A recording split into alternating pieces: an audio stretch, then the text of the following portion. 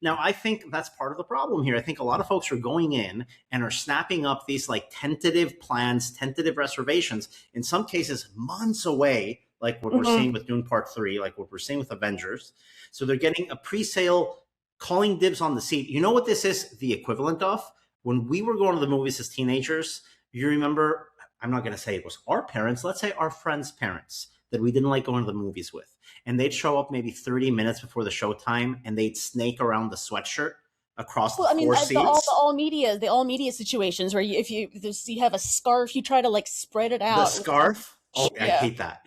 That's what this is. This is the digital equivalent of snaking around the sweater to calling it dibs. And because there's no penalty, it's creating a false sense of scarcity around two specific auditoriums, but it's also, I think, any premium in general. So I think it is tougher to get a premium seat for that reason.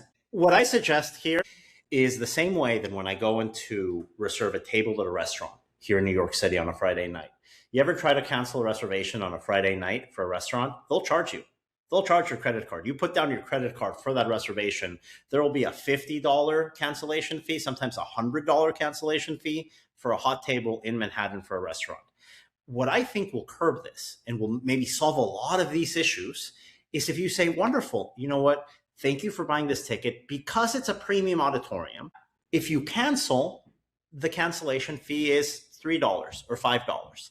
People are going to be a lot less willing to take a rider on, let me call dibs on this seat, on that seat, on this seat, on that movie. And $3, that's not gonna make or break anybody, but it's just that little mental stopping point that makes exactly. Like, you don't want to.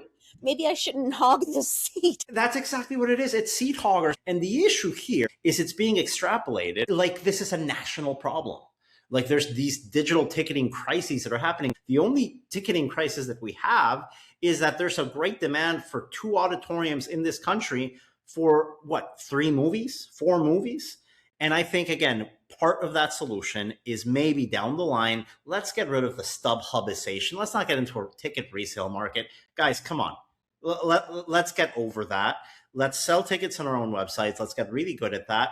And maybe my suggestion to the industry, we don't want to penalize the moviegoer ever. We understand plans change. So maybe it's just for the really, really high demand auditoriums in the really high demand periods, maybe opening weekend only, maybe IMAX 70 millimeter only, or and maybe we put on a cancellation fee. That's all I'm asking for.